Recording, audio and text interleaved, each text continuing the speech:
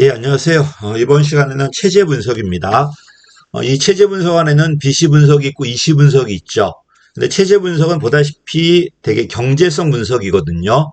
이러다 보니까 70년대, 60년대 말부터 70년대 미국의 혼란 문제를 해결할 수가 없었겠죠. 이러다 보니까 좀 더 가치적이고 질적인 요소가 들어오는 게 뭐다? 정책 분석이에요. 그래서 이 문제는 정책 분석과 체제 분석을 비교한 문제야. 그래서 대안의 실현 가능성, 그 다음에 실현 가능성이라는 게 이제 정치적으로 가능한가 불가능한가 여기다가 더 나가서 형평성의 문제까지 비용과 효과의 분배까지 누가 비용을 대고 누가 효과를 낼 것인가 효과를 볼 것인가 이거는 정책 체제 분석이라기보다는 뭐다 정책 분석이에요. 그래서 이 문제는 정책 분석과 체제 분석을 비교하는 거야. 문제에서 반드시 정책이 있고 체제가 있다 또는 다음 중 그 의미가 다른 것은 이렇게 줄 겁니다. 자, 정책 분석이 나왔죠. 보다시피 정책 분석은 정치적 실현 가능성, 여기다가 정치 합리성, 약간 차이가 있습니다. 정치 합리성은 다양한 의사가 얼마나 들어올 수 있는 공간이 있는가, 이게 정치 합리성이야. 근데 실현 가능성은 그냥 힘이에요. 그래서 얘는 실현 가능성도 보지만 뭐도 본다? 정치 합리성도 봐요. 근데 반면에 체제 분석은 주로 어디 쪽이다? 경제 합리성이야. 물론 비시 분석에는 사회적 비시 분석도 있어요. 이런 거는 경제 합리성 말고 형평성도 보지만 일반적으로 체제 분석했을 때 비시 분석은 경제 합리성을 봅니다. 47번 맞았습니다. 48번입니다. 분석가 이제. 자, 우리가 조작할 수 있는 건 원인 변수야. 원인 변수 중에서도 정부가 손댈 수 있는 걸 정책 변수라고 그래요. 결과 변수를 손대면 안 됩니다. 이 원인을 손대 가지고 결과를 조작하는 거죠. 뭐가 틀렸다? 결과 변수는 말 그대로 원인에 의해 나오는 결과물인 거지 결과 자체를 조작하겠다는 건 이건 사기치겠다는 것밖에 안 되잖아 지금. 그래서 다시 원인이 뭐다? 어떤 결과 영향을 주는 조건들인데 이 원인 중에서도 정부가 손댈 수 있는 게 정책 변수예요. 이런 정책 변수를 손대 가지고 결과를 만들어내는 거지 이제. 요거는 틀렸습니다. 자, 49번입니다. 비시 분석 나왔을 때 아무 말 없다. 무조건 경제적 비시 분석이에요. 시험에서 사회 비시 분석이 나왔다면은 아마 사회라고 줄 겁니다. 그래서 보다시피 능률성이라든지 비용을 강조한 경제성에 초점을 두었다. 이건 맞는 말입니다. 투입 대비 산출의 극대화라든지 기회비용 대비 편익의 극대화라든지 49번은 맞았습니다. 50번입니다. 이건 MBO와도 비교되죠. 비시 분석이 대표적인 게 계획 예산으로 들어가잖아요. 이러다 보니까 좀 더 단기적이고 양적이고 계량적이고 이게 MBO인데 이거에 대한 대안으로 BC가 들어온단 말입니다. 물론 우리 재무행정에서 거꾸로 들어오죠. 체제 분석이 먼저 들어오고 나중에 MBO가 들어오지만 원래 만들어진 건 MBO가 먼저 만들어져요. 단기적이고 가시적이고 근데 얘는 좀 더 장기적이고 좀 더 거시적이고 둘 다 계량적인 건 똑같죠. 양적이라는 것. 그리고 MBO는 환류가 들어오지만 BC 분석은 완벽하게 계산할 수 있다고 가정했기 때문에 환류 개념이 안 들어온다는 것. 그래서 이건 맞았습니다. 타당성에 처음 사용된 것도 맞고요. MBO에 비해서 훨씬 더 장기적이고 거시적이고 좀 더 포괄적이고 MBO가 부서 시각이라면은 전체 시각이고 MBO가 뭐 개별적 목표라면은 전체 조직 목표일 거고요. 자, 51번입니다. BC 분석은 장기 시각이야, 장기 시각. 이러니까 일단 장기적으로 나오는 편익과 비용을 계산해야 돼요. 그 다음에 이걸 시점을 맞춰줘야 돼. 왜? 올해 100만 원과 내후년에 100만 원은 가치가 다르잖아. 할인율이, 이자율이 막 들어갈 거니까요. 이러니까 미래 가치를 현재로 돌려주는 할인 개념이 들어와야 돼요. 그렇지. 그래서 장기 안목에서 비교하다 보니까 이게 할인율이 들어오고요. 어쨌든 장기 시각이다 보니까 장기 안목에서 사업이 바람직한가, 이 바람직한가는 온이 경제성, 경제적으로 바람직한가, 바람직하지 않은가를 비교할 수 있겠죠. 그치? 만약에 어떤 사업이 있다면은 비용 대비 편익이 더 크다면 바람직한 대안이야. 또 여러 사업이 있다면은 그 비용 대비 편익이 제일 큰 대안이 제일 바람직하겠죠. 그래서 사업 안에서 대안이 바람직한 것도 비교할 수 있고 여러 대안 중에 어떤 대안이 제일 바람직한가도 비교할 수 있다는 겁니다. 왜? 전부 다 화폐 가치로 바꾸니까요. 맞는 말입니다. 자, 52번입니다. 자, BC 분석은 비용을 분석해야 되고 편익도 계산해야 되잖아.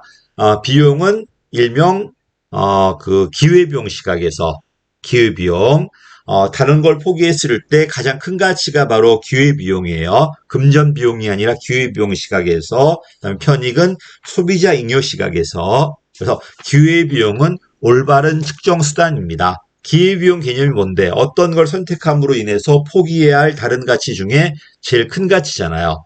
그치? 이게 진정한 비용이야. 이걸 경제학적 비용이라고 그래요. 반면 단순하게 금액이 들어간 건 회계 비용, 금전 비용이라고 그래요. 그래서 조심해. 비시 분석은 금전 비용이 아니라 기회 비용, 회계 비용이 아니라 경제학 비용, 그다음에 금전 비용이 아니라 경제적 비용 같은 것들. 자, 그다음에 53번입니다. 비시 분석은 경제 분석이네요. 직접적이고 유형적이고 다 계산해야 돼요. 그치? 이 친구가 된다는 것은 직접적이든 간접적이든 무형적이든 유형적이든 전부 다 포함돼야 돼. 실질적인 것은 누구만 포함하지 않는다. 금전적인 비용은 포함하지 않아요. 그래서 이거 많이 오해하는데 이게 안 되니까 이건 이시 분석이 아닙니까? 이렇게 말씀드리는데 맞아요. 무형적인 걸 계산 못했을 때 사용하는 게 이시 분석이지만 만약에 비시 분석을 사용한다면은 유형적이든 무형적이든 모든 걸 전부 다 화폐 가치로 계산해야 됩니다. 그래서 포함하지 않는다가 아니라 포함합니다. 이건 틀렸고요. 자, 비용 편익 분석은 아까 말씀드렸듯이 하나의 대안의 비용과 편익을 화폐 가치로 바꾸니까 비교할 수도 있고 여러 대안 중에 누가 비용 대비 편익이 제일 큰가도 비교할 수 있죠. 그래서 바람직한 대안을 선택하는 건 여러 대안 중에 누가 제일 큰가. 그리고 단일 정책의 비용과 편익도 직접 비교될 수 있다는 거죠. 이게 장점이야. 근데 이시 분석은 안 그러잖아요. 비용 단위와 그다음에 효과 단위가 다르기 때문에 정책도 직접 비교가 안 되고 동일 정책이란 비교될 수 있겠지만 효과가 다른 산출물이 다른 이종 정책은 비교가 안 되잖아요. 다시 할게요. 비시 분석은 비용도 화폐로 편익도 화폐로 바꾸는 거야. 이러니까 편익과 비용을 직접 비교할 수 있고 또 여러 대안을 좀 더 화폐로 바꿔놨기 때문에 여러 대안 간도 비교되겠죠. 그치? 그래서 바람직한 대안이라는 건 여러 대안 중에 누가 제일 큰가를 비교하는 거고 단일 정책에서 비용과 편익을 비교한다는 건 그 사업이 경제적으로 타당한가 타당하지 않는가 또 비교할 수 있다는 겁니다. 자, 그 다음에 55번입니다. 이러니까 비시 분석은 분야가 달라도 비교할 수 있죠. 비시 분석은 이시 분석은 안 되지만 왜? 전부 다 화폐로 바뀌었으니까 이걸 다른 말로 동종 사업뿐만 아니라 이종 사업도 비교할 수 있다 이렇게 표현합니다. 이건 틀렸죠. 없다가 아니라 있습니다. 그다음에 아까 봤듯이 기회비용이 뭐라고? 이게 기회비용 개념이야. 완전 경쟁 시장이 있다는 가정이에요. 그때 형성되는 가격, 이걸 잠재 가격이라고 그래. 또는 기회비용이 완벽하게 반영된 가격, 이걸 잠재 가격이라고 그래. 그래서 현실적 가격이 아니라 이상적 가격이에요. 왜? 현실은 완전 경쟁이 아니잖아요. 또 기회비용이 완벽하게 반영된 것도 아니잖아요. 그래서 다시 잠재 가격이 뭐다? 완전 경쟁 시장에서 형성된 가격 또는 기회비용이 완벽하게 반영된 가격을 잠재 가격이라고 그래요. 이걸 이상적으로 만들어야 되기 때문에 이걸 계산할 때 왜곡될 수 있다는 비판도 맞는 겁니다. 이거는 맞았습니다. 자, 그 다음에 57번입니다. 당연히 경제 수명이에요. 물리적 수명이 아니라 물리적으로는 뭐 100년 갈 수도 있어. 근데 경제적으로는 그걸 관리하는 비용이 더 들어간다면 사용하지 않는 게 낫잖아요, 지금. 그래서 공공투자 사업의 편익을 발생하는 기준은 당연히 경제 수명으로 경제 수명이라는 거는 이 편익이 최소한 들어가는 비용보단 많아야 되겠죠. 그래야 의미가 있잖아. 비용이 더 들어간다면은 사용하면 안 될 거 아닙니까? 그 얘기가 지금 이건 맞는 말입니다. 역시 국회직 8급 문제들은 좀 앞서가요, 문제가. 58번입니다. 비용 편익 분석은 비용과 편익이 서로 다른 단위로 측정된다. 아니야. 비용 효과 분석이 비용과 편익이 서로 다르죠. 근데 비용 편익 분석은 비용도 현재 화폐로 편익도 현재 화폐로 바꾸기 때문에 이거는 틀렸습니다. 이걸 맞게 하려면 비용 편익 분석이 아니라 비용 효과 분석으로 바꿔줘야 돼요. 이건 틀렸고요. 이제는 비교 기준이죠. 우리는 비용도 구했고 편익도 구했어. 전부 다 현재 가치로 바꿨어. 방법은 빼보는 방법, 순현재 가치법. 나누는 방법, 이걸 비시 비율이라고 그러고요. 할인율을 모를 때 비용과 편익을 같게 만들어주는 한마디로 손익분기점이죠. 이 손익분기점에 내가 생각하는 주관적 수익률을 내부 수익률이라고 그래요. 됐지? 자, 59번은 순현재 가치법이네요.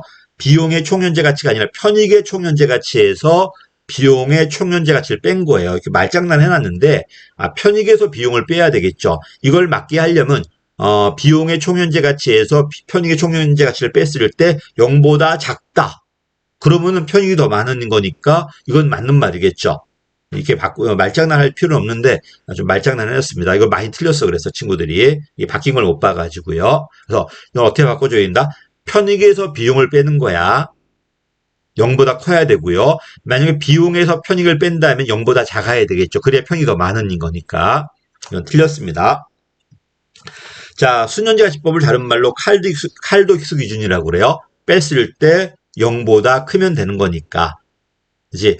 설사 가진 자가 더 많이 갔더라도 가진 자가 1억의 이득을 받고 못 가진 자가 5천의 손해를 보더라도 사회적으로 5천이 남아요. 괜찮다는 겁니다. 한마디로 오늘 효율성만 보지 뭘 보지 못한다. 형평성은 보지 못합니다. 됐지? 그래서 재분배적 편익이라는 건 형평성인데 이건 보지 못합니다. 이건 틀렸습니다.